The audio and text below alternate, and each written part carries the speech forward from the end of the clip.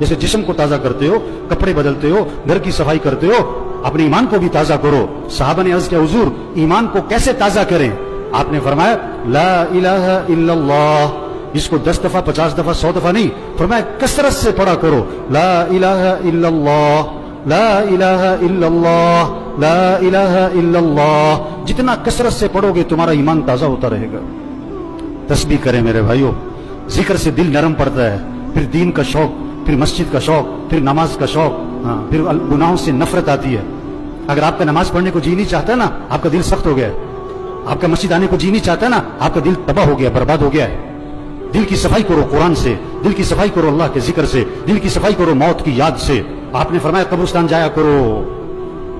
ابھی تو جنازوں میں بھی بڑی مشکل سے جاتے ہیں، تھوڑی دیر کے لیے اکیلے جاؤ قبرستان، ہمت ہے تو مغرب کے وقت جاؤ اور اپنے آپ کو سمجھاؤ مجھے بھی یہاں آنا ہے۔